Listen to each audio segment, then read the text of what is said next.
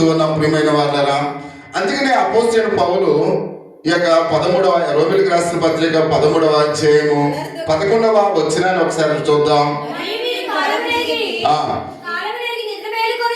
నిద్ర మేలుకొనుచు అని అంటున్నాడు. అలాగూ చేయండి. విశ్వాసులమైనప్పుడు కంటే ఇప్పుడు రక్షణ మనకు మరీ సమీపముగా ఉన్నది. అంటే మనం విశ్వాసులమైనప్పుడు కంటే ఇప్పుడు, అంటే మన విశ్వాసము కొన్ని సంవత్సరాల క్రింద మనం విశ్వాసతను ప్రారంభించాం. అంటే మన విశ్వాసంలోనికి వచ్చిన దానికన్నా ఆయన రాకడ ఇప్పుడు ఎలా ఉందంట, మరీ సమీపంగా ఉంది.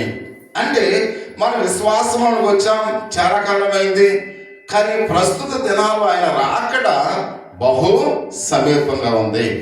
ఆయన వచ్చేస్తూ ఉన్నాడు. ఆయన ఎప్పుడు వస్తాడో మనకు తెలియదు. ఆయన రాకడ సమీపంగా ఉంది. కాబట్టి అందుకనే మనం ఏం చేయాలి, సిద్ధపాటు కలిగి ఉండాలి. ఇది మనం చూస్తూ ఉన్నాం. అందుకనే మనకు ఎప్పుడు చనిపోతాం మనకు తెలియదు. తెలుసా? ఎప్పుడు చనిపోతాం మనకు తెలియదు. కాబట్టి అందుకని ప్రతి విషయంలో కూడా ఆయన తీర్పు ఈ లోకానికి ఎప్పుడు వస్తుందో కూడా మనకి తెలియదు. కాబట్టి అందుకని మనం ఎలా ఉండాలి, సిద్ధపాటు కలిగి ఉండాలి. అది దీని అర్థం ఏంటంటే ఈ రోజు ఇప్పుడే మనము సిద్ధపాటు, అంటే స్టిల్ ఇప్పుడే ఈ క్షణమే మనం ఎలా ఉండాలి, సిద్ధపాటు కలిగి ఉండాలి. అంటే రేపు వచ్చే ఆ క్షణం మనకు తెలియదు. మీకు అర్థమవుతుందా? చూడండి, ప్రయాణంలో చాలా మంది ప్రయాణం చేస్తూ ఉన్నారు. తిరిగి వచ్చేంత వరకు వారికి నమ్మకం లేదు. పనికి వెళుతున్నాం, వచ్చేంత వరకు నమ్మకం లేదు. అంటే మన మీద మనకు ఏమాత్రం కూడా నమ్మకం లేని జీవితాలు మనం జీవిస్తూ ఉన్నాం. ప్రతి వస్తువు కూడా గ్యారంటీ ఉంది, ఇన్ని సంవత్సరాలు పనిచేస్తుందని. కానీ మనిషి ఎంతకాలం బ్రతుకుతాడో గ్యారంటీ అనేది లేదు ప్రియమైన మాట. అంటే మనం కొన్న ఈ ఫోన్కి గ్యారంటీ ఉంది, కానీ ఆ ఫోన్ కొన్న వ్యక్తికి గ్యారంటీ లేదు ప్రియమైన వాళ్ళని. అంటే మన దగ్గర ఉన్న వస్తువు పనిచేస్తుంది, కానీ మనం ఎప్పుడు ఆగిపోతామో మనకు తెలియదు. అందుకని మనం ఏం చేయాలి, సిద్ధపాటు కలిగి ఉండాలి. సిద్ధపాటు కలిగి ఉండాలి. అందుకని ఎందుకు మనం సిద్ధపాటు కలిగి ఉండాలో ఆయన మాట్లాడుతున్నాడు. మన రాజు వచ్చుచున్నాడు గనక ఎందుకు సిద్ధపాటు కలిగి ఉండాలి, మన రాజు వస్తూ ఉన్నాడు. ఈరోజు మనం వింటున్న వాక్యం ఏంటి, మన రాజు వస్తూ ఉన్నాడు. రెండు విషయాలకి మనం చూసినట్లయితే, కాబట్టి అంధకార క్రియలను విసర్జించాలి. ఆయన వస్తున్నాడు కనుక అంధకార క్రియలు ఒకవేళ మన జీవితాల్లో ఉన్నాయేమో వాటిని ఇప్పుడే మనం ఏం చేయాలి, విడిచిపెట్టాలి. రెండవదిగా మనం చూస్తూ ఉన్నాం, కాబట్టి యేసుక్రీస్తు వారిని ధరించుకుందాం ప్రియమైన వాళ్ళం. అంటే మనలో ఉన్న అంధకార క్రియలను మనం విడిచిపెట్టాలి, క్రీస్తును మనము ధరించుకోవాలి అనే ఈ రెండు విషయాల గురించి క్లుప్తంగా మనం చూద్దాం. మత్తయి సువార్త, మార్కు సువార్త, లూకా సువార్తల్లో మట్లాది వారం గురించి మనందరూ కూడా తెలుసు. యేసుక్రీస్తు వారు ఆయన పస్కా వచ్చేసరికి ఎక్కడికి వెళ్ళేవాడు, యెరూషలేము వెళ్ళేవాడని మనం అనేక సార్లు మనం విన్నాం. ఆ యెరూషలేములో ప్రవేశిస్తున్నప్పుడు ఎన్నో మార్లు మనం ఆలకించి ఉన్నాం. కాబట్టి యెరూషలేము ఎప్పుడైతే వెళుతున్నాడో ప్రజలందరూ కూడా ఆయన కొరకు ఎదురు చూసేవారు. అదోద్యమా ప్రజలందరూ కూడా సిద్ధపాటు కలిగి ఆయన కొరకు ఎదురు చూసేవారు. కనుక మనము కూడా ఆ యెరూషలేములో ఉన్న ప్రజలు ఏ విధంగా సిద్ధపాటు కలిగి ఉన్నారో చాలాసార్లు మనం చూసాం. చాలా మంది ఆ రొమ్మలు పట్టుకుని ఆయనకు జయధ్వనాలు చేసేవారు. స్త్రీలు వారికి ఆ యొక్క చీరను పరిచేవారు.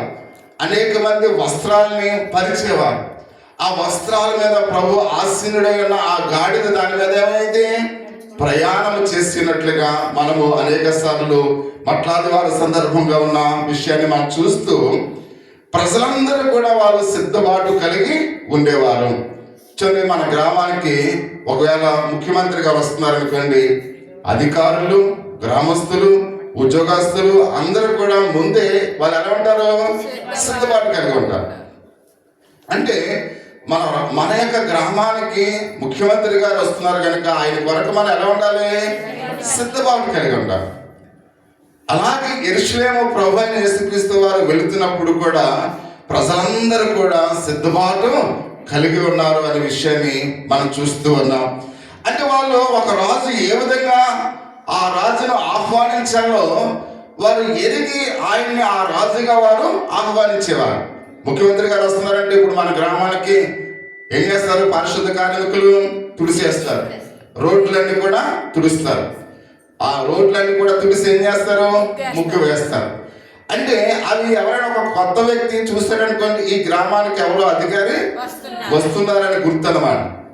అలాగే అక్కడ ఒక మంచి టెంట్ వేసి అక్కడ ఒక వేదిక వేసి ఆ వేదిక మీద కాబట్టి ఆ వచ్చే ముఖ్యమంత్రి గారికి ఆహ్వానాన్ని ఇస్తూ ఆయన్ని ఆ గ్రామస్తులందరూ కూడా ఏం చేస్తారు? సన్మానిస్తారు. అంటే ఒక అధికారిని ఎలా ఆ గ్రామానికి వాళ్ళు చేర్చుకుంటూ ఉన్నారు, ఆయనకు ఏ విధంగా గౌరవాన్ని ఇస్తూ ఉన్నారు. ఇక్కడ ప్రభు అయిన యేసుక్రీస్తు వారిని కూడా యెరూషలేము వెళుతున్నప్పుడు ఆ యెరూషలేములో ఉన్న ప్రజలందరూ కూడా ఆయన ఆ విధంగానే ఆహ్వానించారు. జయధ్వనాల మధ్య వాళ్ళు వెళుతూ ఒక వ్యక్తి అయితే తన వస్త్రాన్ని తీసి ఆ నేల మీద వేశాడు. అంటే ఆ వస్తున్న ఆయన్ని అతడు ఎంత గౌరవించాడు ఒకసారి గమనించాను. మనం వస్త్రం తీస్తామా అంటే మనిషికి వస్త్రము ఎంతో విలువైనది. అంటే ప్రభువును చూడగానే ఏం చేశాడు? ఆ వ్యక్తి తన వస్త్రాన్ని తీసివేశాడు. వస్త్రాన్ని తీసివేసి అలా దాని మీద నేల మీద ఆ రోడ్డు మీద వేస్తే ఆ రోడ్డు మీద ఆ గాడిద వస్త్రం మీద నుంచి వస్తుంది. దాని మీద ఎవరున్నారు? యేసయ్య ఆసీనుడై ఉన్నాడు. అంటే ఆ వస్త్రము తీసిన వ్యక్తి తనకన్నా వచ్చేవానికి గౌరవాన్ని ఇస్తూ ఉన్నాడు. అంటే ఆ రాజు నా గ్రామానికి వస్తూ ఉన్నాడు, మా ఇక్కడ మాలోకి వస్తూ ఉన్నాడు అని వాళ్ళెంతో ప్రేమతో ఆహ్వానించినట్లుగా మనందరం కూడా తెలుసు. మత్తయి సువార్త 21వ అధ్యాయము 8వ వచనంలో మనం చూస్తూ ఉన్నాం. జనసమూహములోను అనేకులు తమ బట్టలు దారి పొడుగున పరిచిరి, కొందరు చెట్టు కొమ్మలు నరికి దారి పొడుగున పరిచిరి అని ఇక్కడ మనం చూస్తూ ఉన్నాం.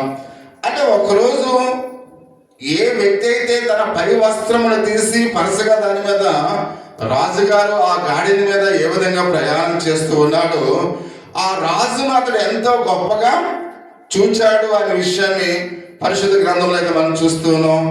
అయితే నేటి వాక్య భాగంలో అపోస్తలుడు పౌలు అంటూ ఉన్నాడు, మనం వేసుకున్న దుస్తులను మీరు ఏమాత్రమో తీయవలసిన పని లేదు, కానీ మనం ఏం చేయాలంటున్నాడు? దానికి బదులుగా అంధకార క్రియలను మీరు విసర్జించండి. ఏమన్నాడైనా? నీ వస్త్రాన్ని ఇప్పుడు తీసివేసి నువ్వు ఆ దారి మీద దాన్ని పొడుండబెట్టవలసిన పని లేదు. అంటే ఆయన రెండవ రాకడలో వస్తున్నాడు కనుక నీ అంధకార సంబంధమైన క్రియలను నువ్వు విసర్జించు. అంటే నీలో పాప సంబంధమైన ఆలోచనలు తీసివే. కాబట్టి ఈ యొక్క ఉదయకాల సమయంలో కాబట్టి ఆయన ఎప్పుడు వస్తాడో మనకు తెలియదు కనుక అప్పుడే మన హృదయాల్లో ఉన్న ఈ అంధకార సంబంధమైన క్రియలు మనం ఏం చేయాలి? విసర్జించాలి, విడిచిపెట్టాలి.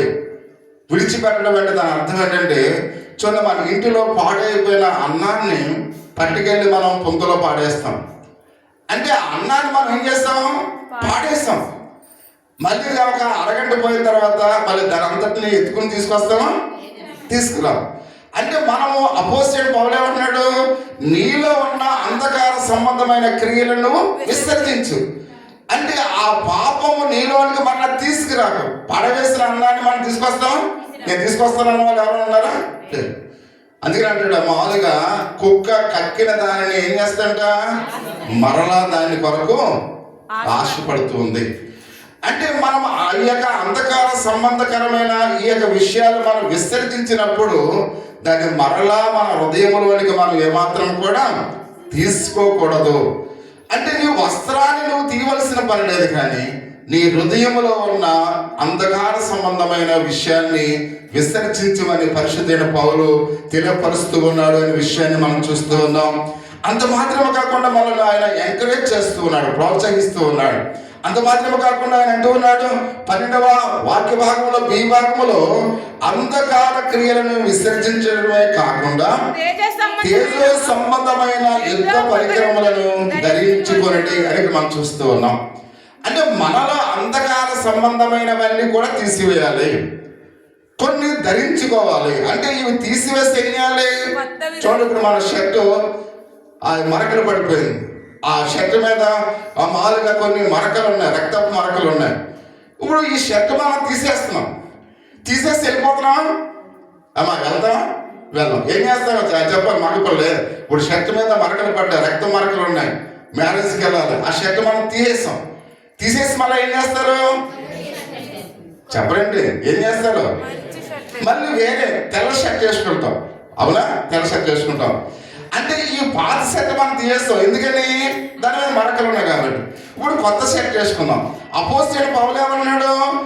మీ యొక్క అంధకార సంబంధమైన క్రియలు మీరు తీసేశారు. ఇప్పుడు మీరు ఏం చేయాలి? తేజో సంబంధమైన ఆ దుస్తులను మీరు ధరించాలి.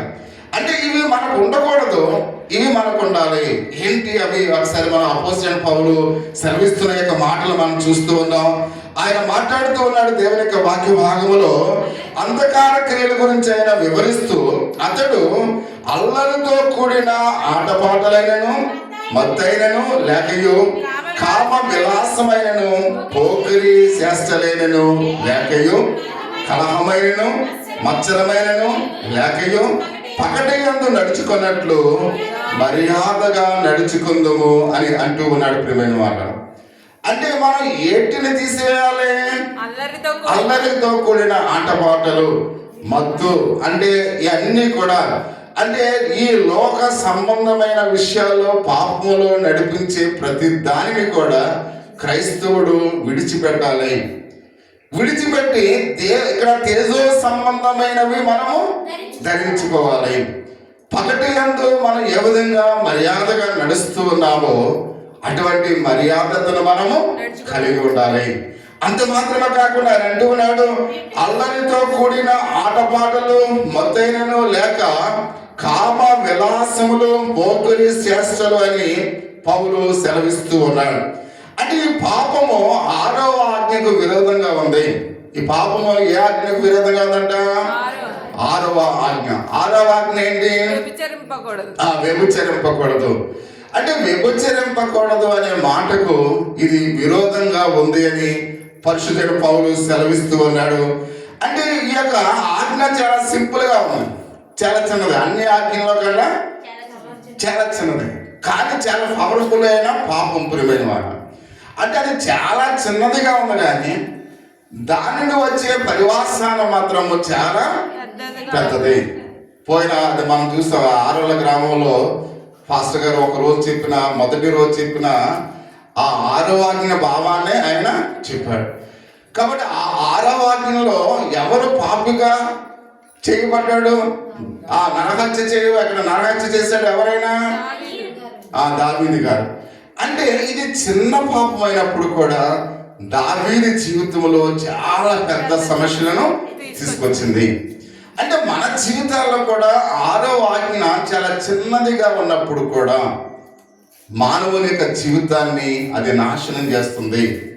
కాబట్టి అందుకనే చాలా జాగ్రత్తగా మనము ఈ వ్యభిచారం అనే మాట చాలా ప్రాముఖ్యమైనది. పాప జీవితంలో చాలా జీవితాలని పతనము చేసేది.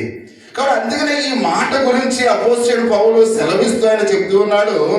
ఈ వ్యభిచరింపకూడదనే ఈ మాటకు మార్టిన్ లూథర్ గారు చక్కటి అర్థాన్ని కూడా ఆయన తన అర్థంలో ఇచ్చినట్లుగా మనం చూస్తూ ఉన్నాం. అది ఏంటి అని ఒకసారి